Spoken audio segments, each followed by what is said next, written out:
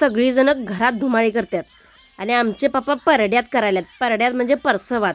तर याचं कारण आहे, कारण आता ऊन पडलेलं आहे आणि परसवामध्ये रान भरपूर वाढलं आहे. त्यामुळं पप्पा परसवाची साफसफाई करायल्यात. एवढं क्लिअर केलेलं आहे आणि मच्छर भरपूर आहेत. त्यामुळे ती धुमाळी करून सोबतच त्यांची गाणी चालू आहेत. कोणतंही काम करताना पप्पा सतत गाणी लावतात. प्रचंड म्हणजे प्रचंड गाण्याची आवड आहे पप्पांना. मग काय जरा दारात जाऊन उभारले तर इथं आंधळी कोशिंबीर असं मुली डाव खेळत होते. आम्ही लहानपणी खेळलाय. तुम्ही खेळला आहात का?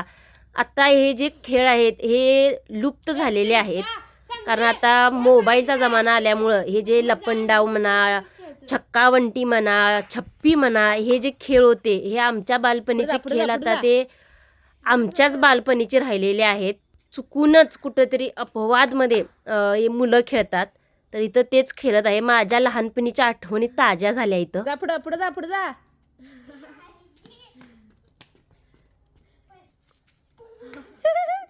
गावली गावली गावली. मग काय आमच्या गलीतील ऋतू, पण्या, फुग्या सगळी छक्कावंटी खेळायला लागली. मी म्हटलं मी पण येणार, कारण फार दिवस झाले. कोरोनामध्ये हा खेळ आम्ही भरपूर खेळलाय.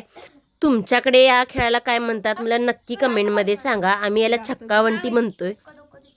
तुमच्या लहानपणी कोणते कोणते खेळ खेळला आहात मला नक्की कमेंटमध्ये सांगा. घरातील कामं मग दुकान यातून वेळ काढून मी व्हिडिओ बनवते, त्यामुळे मला भरभरून सपोर्ट करा, शेअर करा.